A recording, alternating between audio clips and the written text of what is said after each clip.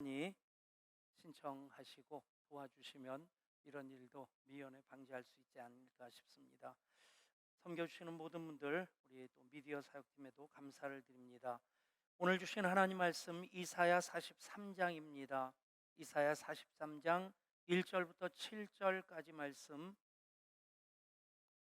1절부터 7절까지 기록된 하나님 말씀을 제가 받들어 읽습니다. 야곱아, 너를 창조하신 여호와께서 지금 말씀하시느니라. 이스라엘아, 너를 지으신 이가 말씀하시느니라. 너는 두려워하지 말라. 내가 너를 구속하였고 내가 너를 지명하여 불렀나니 너는 내 것이라. 네가 물 가운데로 지날 때에 내가 너와 함께할 것이라. 강을 건널 때 물이 너를 침몰하지 못할 것이며 내가 불 가운데로 지날 때에 타지도 아니할 것이요 불꽃이 너를 사르지도 못하리니 대전하는 여호와 내 하나님이요 이스라엘의 거룩하신 이요 내 구원자임이라. 내가 애굽을 너희 속량물로 구스와 스바를 너를 대신하여 주었노라. 내가 내 눈에 보배롭고 존귀하며 내가 너를 사랑하였은즉 내가 내 대신 사람들을 내어주며 백성들을 내 생명을 대신하리니 두려워하지 말라. 내가 너와 함께하여 내 자손을 동쪽에서부터 오게 하며 서쪽에서부터 너를 모을 것이며 내가 북쪽에게 이르기를 내놓으라. 남쪽에게 이르기를 가두어 두지 말라. 내 아들들을 먼 곳에서 이끌어 내 딸들을 땅 끝에서 오게 하며 내 이름으로 불려지는 모든 자 곧 내가 내 영광을 위하여 창조한 자를 오게 하라. 그를 내가 지었고 그를 내가 만들었느니라. 아멘. 코로나19라고 하는 신종 바이러스가 괴물 같다는 생각이 듭니다. 바이러스 치고는 참 교활한 놈이다 싶은 생각이 드는 것이, 바이러스 입장에서 보면 참 교활할 만큼 약삭빠릅니다. 이용 가치가 없는 나이 든 사람들은 빨리 증상이 나타나고 빨리 이렇게 천국 가게 만들고, 반면에 이용 가치가 많은 무증상으로 많이 전염시킬 수 있는 젊은 사람들은 증상이 드러나지 않도록 해가지고 많이 전염을 시키는 무증상 감염이라고 하는 아주 독특한 성격을 가지고 있는 것이 코로나19입니다. 그리고 지금까지도 그랬고 앞으로도 그럴 것이다. 전문가들이 예측하는 것이 변종 바이러스들이 많이 생겨질 것이다. 코로나19는 코로나19인데 이미 우리나라에도 중국에서 우한에서 건너온 것 말고 또 미국과 유럽에서 건너온 변종이 있어서 전파력이 훨씬 더 강해졌다, 그렇게 얘기를 합니다. 그러니 대응책이 참 마땅하지 않겠다. 예를 들어서 백신을 만들면 예방주사 맞고 다 예방이 되어지면 좋겠는데, 이 변종 바이러스에 대해서는 백신을 기껏 만들어 놔도 효과가 반감이 되거나 없어지는 경우도 예측이 되고 있고, 당국의 고민이 그래서 점점 더 깊어갑니다. 그런데 괴물 같은 성격을 가지고 있지만 어떤 면에서는 사람들이 그 코로나19를 괴물로 만들어버린 것 아닌가 싶습니다. 너무 두려워해서 너무 전전긍긍하느라고 아예 스스로 예배를 내려놓는다든가 스스로 그렇게 두려움에 휩싸여서 일상적인 삶을 포기하는 그런 경우, 코로나19를 괴물로 만드는 것이 되겠다 싶습니다. 그런데 정말 조심해야 될 것은 코로나19를 정치적으로 이용하면 이것이 진짜 괴물이 된다 생각합니다. 지난 금요일부터 정부는 교회의 예배 외 모든 집회를 금지시켰습니다. 교회가 코로나19 위험지대라는 것입니다. 그런데 정부의 기준으로 보면, 방역 기준으로 정부는 교회는 중위험 시설에 들어갑니다. 중위험 시설, 예를 들면 PC방이나 영화관 같은 곳입니다. 그 중위험 시설 중에 그 어떤 그 업체를 대상으로도 금지 명령을 내리지 않았는데, 교회에서 예배를 제외한 모든 모임 공동 식사를 금지를 시켰습니다. 고위험 시설은 헌팅 포차나 유흥 주점 같은 그런 술집들입니다. 그런 곳은 아예 오픈해 놓고 방역 수칙만 잘 지키라고 하면서 교회만 모든 것들 중단을 시키고 교회만이 감염의 온상인 것처럼 발표를 합니다. 참 우리 마음을 불편하게 하는 것이 이태원의 게이클럽에서 발생된 그것은 인권을 운운하면서 정부가 보도를 자제해서 기억 속에서 사라지게 했는데, 어떤 교회에서 발생이 되어지면 그것을 반복적으로 보도를 하면서 교회를 통해서 모든 것이 다 확산되는 것처럼 책임을 전가하는 듯한 모습을 보게 됩니다. 실제적으로 지금까지 13,000여 명의 감염자 중에서 교회와 관련되어서 확진된 사람들은 200여 명에 불과합니다. 그러면 950여만 명의 개신교인들 중에서 200여 명이라고 한다면 0.002% 3%밖에 안 됩니다. 알아서 교회 안 오는 분들, 또 가족들이 반대를 해서, 또 직장에서, 요즘 군대 같은 경우는 아예 교회를 가지 못하게 합니다. 우리 집사님 한 분도 군인인데 예배 시간에 부대에서 전화가 왔는데 영상으로 전화를 했다는 거예요. 그러니까 위치까지 확인하겠다는 겁니다. 그렇게 해서 실제적으로 지금 코로나19 상황에서 교회에서 예배 드리는 분들은 전체 947만 8천 명 중에서 절반 안팎밖에 안 될 겁니다. 우리 교회처럼 70% 정도 예배 드리는 교회는 많지 않습니다. 그런 가운데서 200명을 따진다면 0.005% 정도 됩니다. 그럼 이것이 팩트입니다. 그리고 교회에서 공적인 예배를 통해서 감염된 것은 지금까지 단 한 건도 없었고, 그 방역 수칙을 지키지 않는 작은 교회들, 마스크를 쓰지 않고 예배를 드린다든가, 심지어는 작은 지하 예배당인데 거기서 제 식사를 같이 하는 그런 전혀 그 개념 없는 행동들 때문에 발생이 되어지는 경우는 예외로 치고, 공적인 예배에서 발생된 경우는 단 한 건도 없었습니다. 그럼에도 모든 책임을 교회로 전가시키는 것은 코로나19를 괴물로 만들어버리는 정부의 굉장히 잘못된 판단이고 행동이라 생각합니다. 오히려 정부가 해야 될 것은 교회처럼 하면 됩니다 라고 얘기를 해야 됩니다. 교회만큼 잘 협조하는 그런 단체가 어디 있습니까?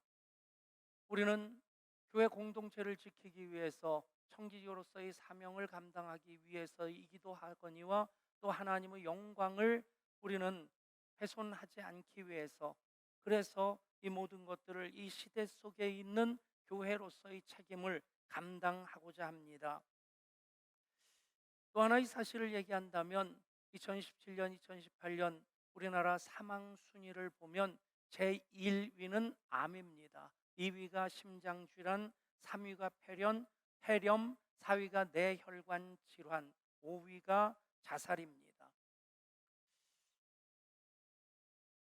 이것들을 의료 당국에서 어쨌든 사망률을 줄이려고 하는 노력을 끊임없이 합니다. 그럼에도 감당할 수 없을 만큼 많은 사망자들이 암이라든가 심장질환 아니면 그 것들을 통해서 나타나는데, 자살이 전체 연령층을 통틀어서 얘기하면 5위를 차지합니다. 그런데 앞날이 구말리 같은 10대, 20대, 30대의 경우를 보면 자살이 사망순위 1위입니다. 통계가 말해줍니다. 우리나라에서 하루에 자살하는 사람들이 34명 정도 됩니다. 오늘도 자살함으로 34명이 죽고, 어제도 34명이 죽었고, 모레도 34명이 죽을 것이다. 그럼 이런 현실을 우리가 살아가고 있고, 그래서 더더군다나 10대, 20대, 30대의 자살률이 사망순위 1위라고 한다면 그 부분에 대해서 정부는 가장 좋은 해결책 제시하면 됩니다. 다 예수 믿어라. 아멘. 그러면 자살 안 합니다. 물론 예수 믿는 사람들 중에서도 오죽하면 자살하는 사람이 있겠습니까? 많은 정말 그런 부분에 대해서 무엇이 팩트이고 무엇이 본질인지를 볼 수 있어야 되는데, 지금 정부가 코로나19를 괴물로 만들어가는 것, 정치적인 어떤 수단으로 사용한다고 하는 것, 이것은 참 조심해야 될 일이기 때문에 그것에 대해서도 목사로서 경고를 해야 될 필요가 있겠다 싶고, 또 우리 교인들이 팩트가 무엇인지 정확히 알아야 되겠다 하는 그런 것으로, 제가 정치적인 이야기는 설교 시간에 되도록이면 하지 않으려고 합니다. 그러나 이것은 정치적인 이야기가 아니라 우리가 한 사람의 그리스도인으로 이 시대에 살면서 이것이 지금 어떤 의도로서 되어지고 있는지에 대해서 정확히 아셔야 되겠기에 말씀을 드립니다. 더 자세한 내용을 아시고 싶으신 분들은 교회 홈페이지나 카카오 플러스 친구를 그렇게 받아 놓으시면 거기에 그런 정보들을 올려놓도록 하겠습니다. 그만큼 코로나19 하나로도 정부도 전전긍긍합니다. 다른 말로 얘기하면 두려워한다는 얘기입니다. 개인들도 많이 두려워합니다. 그런데 그 상황이 오늘날에만 해당되는 것이냐? 이사야가 활동하던 2700년 전에도 그 상황이 살기 만만치 않은 상황이었습니다. 예루살렘 멸망 위기에 처해 있고, 그리고 몇 번의 위기를 넘겼지만 끝내는 멸망당해서 바벨론의 70년 포로로 잡혀가는 그런 상황 가운데서 우리의 믿음의 선조들도 살고 있었단 얘기입니다. 그들을 향해서 이사야 선지자를 통해서 하나님 하시는 말씀 무엇입니까? 두려워하지 말라는 것입니다. 여러분, 사탄은 계속해서 문제에 집중하게 합니다. 문제를 보다 보면 문제는 점점 커지고 문제에 깔리게 됩니다. 두려움에 휩싸이게 됩니다. 그런데 하나님께서 요구하시는 것은 나를 보라 하는 것입니다. 나를 의지하고 나를 신뢰하라. 그러면 그 어떤 문제들이 있다 할지라도 두려워하지 아니하고 그 위에 우뚝 서게 될 것이다. 여러분, 사탄의 속삭이는 그 음성에 귀를 기울이지 마시고 하나님의 말씀을 붙잡고 살아가는 여러분 될 수 있기를 원합니다. 아무리 상황이 환경이 어렵다 할지라도 우리가 믿음으로 하나님을 의뢰하면 하나님은 하나님 되심을 우리 가운데 나타내 보여주십니다. 우리가 사는 이 세상이 천국이 아닙니다. 에덴 동산이 아닙니다. 에덴의 동쪽입니다. 살인이 있고 미움이 있고 다툼이 있는 온갖 죄가 관영한 그 땅에 우리가 살면서 하나님을 경험함으로, 하나님과 동행함으로 하나님 나라의 삶을 우리가 살아가고 다른 이들을 그 나라 가운데로 초청해야 될 사명들이 우리들에게 있습니다. 여러분, 우리의 생각이나 감정이나 느낌 또는 우리의 상황이 어떠하든 상관없이 하나님은 하나님이십니다. 그 하나님께서 우리들에게 말씀하십니다. 너의 환경 때문에 두려워하느냐? 아니다, 두려워하지 말라. 그 이유가 무엇입니까? 내가 너를 지명하여 불렀나니 너는 내 것이라. 따라하실까요? 나는 하나님의 소유된 백성입니다. 아멘. 하나님께서 우리를 하나님 소유로 삼으셨습니다. 그래서 너는 내 것이라 말씀하십니다. 하나님께서 우리를 하나님 소유로 삼으시고자 어떤 일을 하셨습니까? 오늘 말씀에 보면 하나님이 우리를 구속하셔서 하나님의 소유가 되게 하셨습니다. 1절 말씀 우리 함께 읽습니다. 1절입니다. 야곱아, 너를 창조하신 여호와께서 지금 말씀하시느니라. 이스라엘아, 너를 지으신 이가 말씀하시느니라. 너는 두려워하지 말라. 내가 너를 구속하였고 내가 너를 지명하여 불렀나니 너는 내 것이라. 아멘. 여기 구속이라고 하는 것은 죄 지은 사람이 이렇게 잡혀가는 게 아닌 거 알고 계시죠? 하나님께서 우리를 속량하셔서 구원하셨다. 그것이 구속입니다. 여러분, 오늘 말씀에서는 이스라엘 백성들을 하나님 구속하기 위해서 애굽을 속량물로 주셨다 말씀합니다. 그런데 하나님의 인류를 향한 구속은 어떻게 이루어집니까? 예수 그리스도의 십자가를 통해 이루어집니다. 그래서 우리는 예수님이 속량하셨다, 그 죄의 값, 내가 지은 죄의 값, 100번 1000번 죽어 마땅한 그 죄값을 예수님이 대신 지불하셨다, 그게 속량입니다. 그것이 예수님 마지막 남은 한 방울 물과 피까지 십자가에서 다 쏟으신 이유입니다. 그래서 우리가 구속받았고 구원받은 하나님의 자녀가 되었습니다. 예수님 십자가에서 하신 말씀 중에 다 이루었다는 말씀이 있습니다. 다 이루었다. 영어로 보면 It's finished라고 되어 있는데 모든 것이 끝났다. 그런데 원어의 의미는 테텔레스타이라고 되어 있습니다. 테텔레스타이. 모든 하나님의 구원의 역사를 우리 주님이 다 담당하셨다는 것입니다. 그래서 우리가 구원받은 하나님의 자녀가 되었습니다. 그 하나님의 구속, 속량을 통해서, 십자가를 통해서 자신의 아들을 내어주시는 그 속량을 통해서 우리가 구원받아 하나님의 자녀가 된 것입니다. 그것을 다른 말로 얘기하면 은혜입니다. 은혜를 얘기할 때 가장 중요한 의미는 값없이 받은 선물이라는 얘기입니다. 값없다는 것은 싸구려라는 의미가 아니라 천만금을 주어도 살 수 없는 것이기에 하나님이 값없이 주셨다는 의미입니다. 여러분, 예수님을 대신 되어 주시고 우리들을 자녀로 사셨습니다. 환경이 어떠하다 할지라도, 때로는 우리의 느낌이나 감정이 어떠하다 할지라도 그 사실은 변하지 않습니다. 스티븐 맥베이라고 하는 목사님이 은혜의 영성 책을 썼습니다. 거기서 목사가 된 다음에 고등학교 때의 일을 써놨는데, 고등학교 다닐 때 한 최면술사가 그 교실에 들어왔다는 겁니다. 그러면서 아이들에게 최면을 걸면 너는 닭이 되고 너는 돼지가 되고 너는 개가 될 것이다. 최면 걸 때 수리수리 마수리 하나요? 어쨌든 뭐 대부분 이런 추 같은 거 가지고 이렇게 왔다 갔다 왔다 갔다 하는 거 이게 보게 하다가 최면을 걸지 않습니까? 어쨌든 최면을 걸었습니다. 최면 걸자마자 닭이 될 것이라 했던 그 아이는 갑자기 책상에 올라가더니 막 회치면서 꼬대꼬꼬꼬꼬꼬꼬꼬꼬 그러더라는 거예요. 그리고 돼지가 될 것이다 하는 그 친구는 책상 밑으로 막 다니면서 꼴꼴꼴꼴 그러면서 막 다른 책상을 받고 다른 친구들 받고 그러더랍니다. 개가 될 것이다 그 아이는 갑자기 왈왈왈왈 짖으면서 다른 친구들을 막 물려 다니더라는 거예요. 뭐 교실이 난장판이 됐겠죠.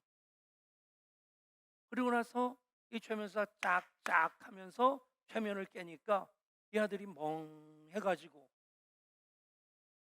최면을 깬 순간에 뭔가 좀 이게 멍한 그런 모습인데 다른 친구들이 너 개처럼, 너 돼지처럼, 너 닭처럼 행동했어, 그 얘기를 하니까 얘들이 굉장히 망연자실한 표현을 짓더라는 거죠. 내가 정말 그랬나? 내가 미쳤지? 근데 그 일을 회상하면서 스티븐 맥베이가 그 얘기를 하는 겁니다. 그 아이들이 최면에 걸려서 개 흉내를 내고 닭 흉내를 내고 돼지 흉내를 냈다고 해서 개가 되고 닭이 되고 돼지가 된 것은 아니지 않나. 여러분, 5만 원짜리 지폐가 구겨졌다고 5만 원짜리가 아닙니까? 화장실에 빠지면 5만 원짜리 아닌 것 아니지 않습니까? 혹시 빠진 거 있으면 가져오세요. 제가 다 빨아서 쓰겠습니다. 뭐 고기도 빨아서 파는 시대인데 뭐 빨아서 제가 쓸 테니까 혹시 빠진 것들 다 갖고 오시고. 여러분, 구겨져도 밟혀도 냄새가 나도 5만 원, 5만 원짜리입니다. 스티브 백베이가 그 얘기를 하는 겁니다. 우리가 때로 실수할 수 있고, 우리가 때로 좌절할 수 있고, 우리가 때로 죄의 구렁텅이에서 뒹굴 때가 있지만 나는 하나님의 자녀다. 그 사실은 변치 않는다는 겁니다.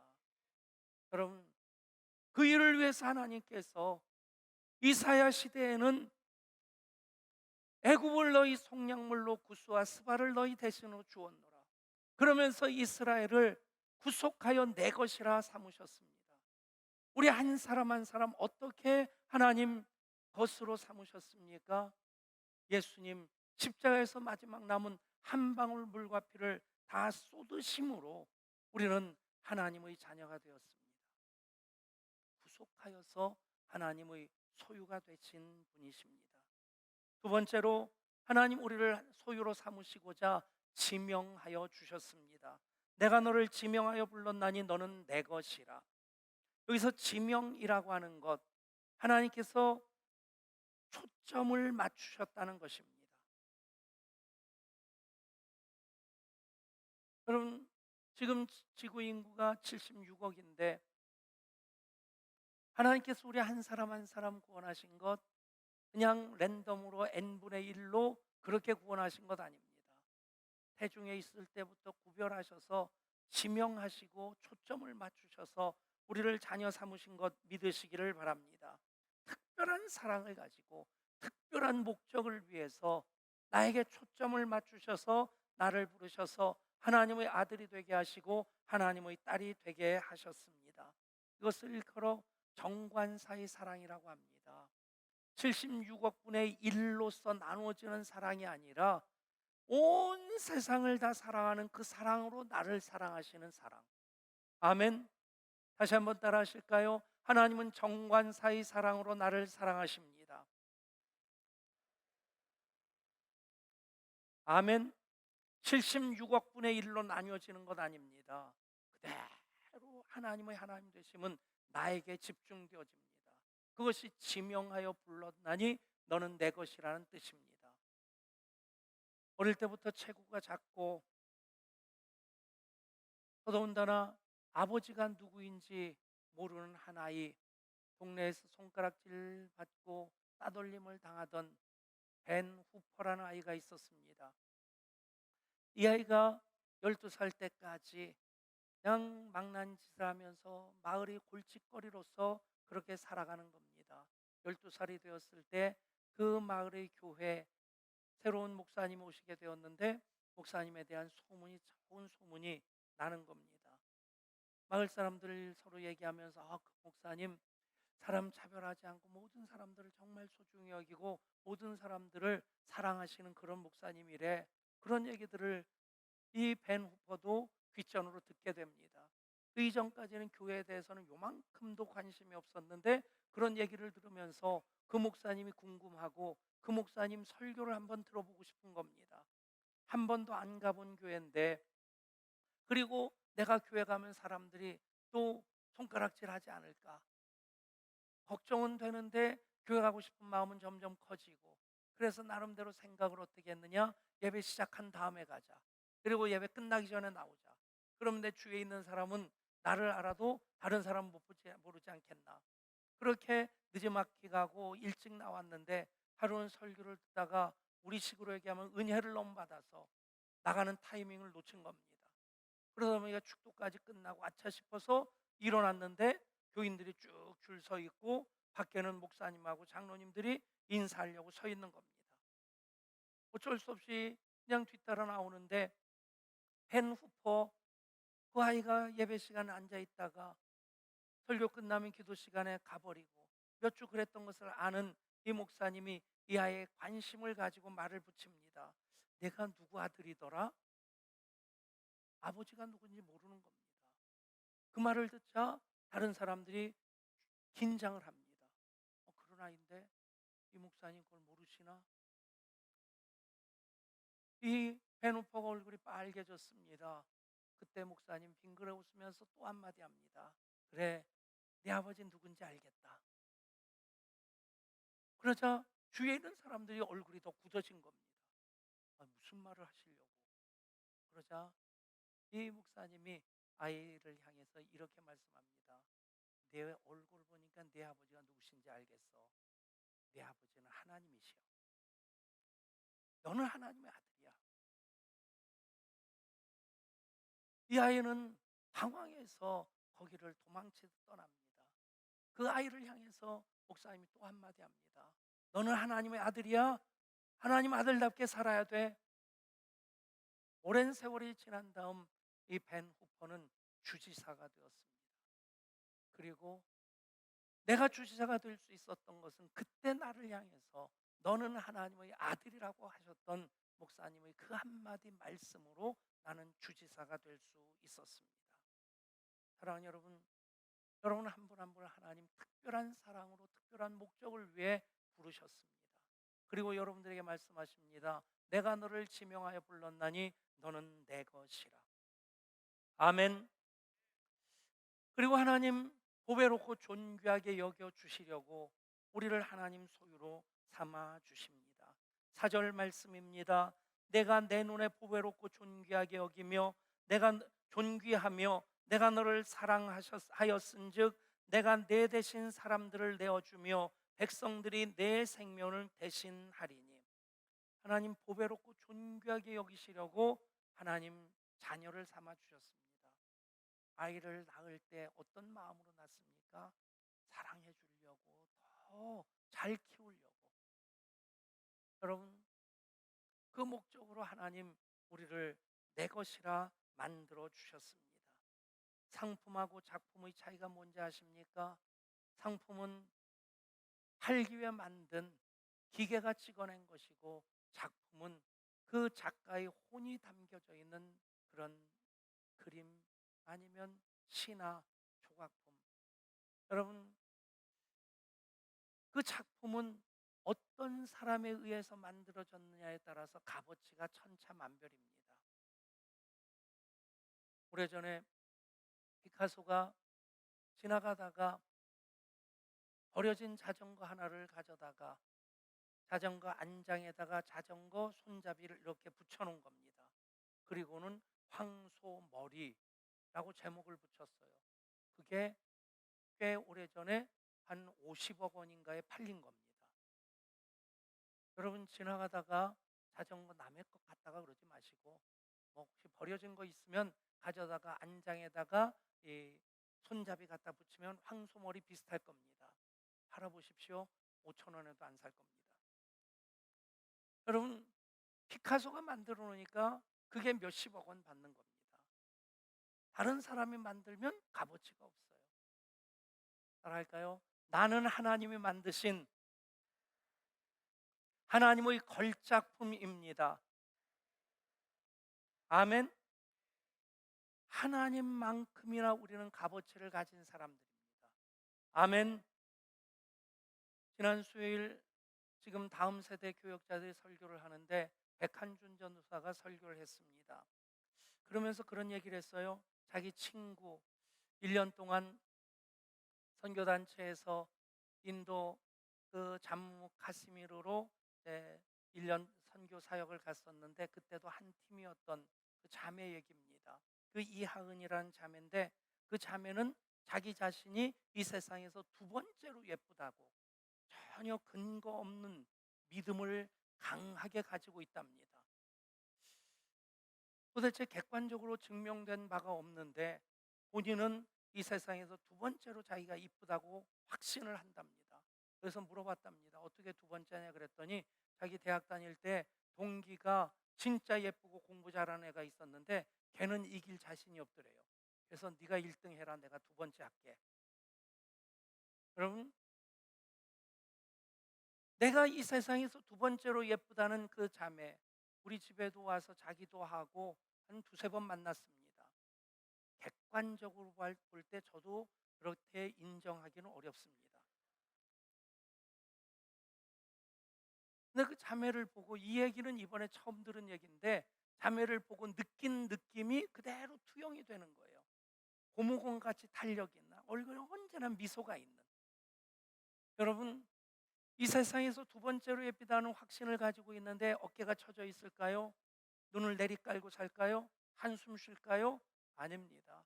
따라할까요? 나는 이 세상에서 두 번째로 예쁜, 두 번째로 잘생긴, 두 번째로 행복한 사람입니다. 아멘. 첫 번째는 양보하시더라도 하나님이 우리를 보배롭고 존귀하게 여기시고자 너는 내 것이라 인정해 주셨습니다. 이제 여러분 어떻게 사시겠습니까? 목적 없이 살면 시간도 물질도 재능도 다 낭비가 되어지게 됩니다. 목적을 가지고 살면 그 모든 시간도 재능도 재물도 목적을 위해 유용하게 쓰여지게 됩니다. 우리의 삶의 목적이 무엇입니까?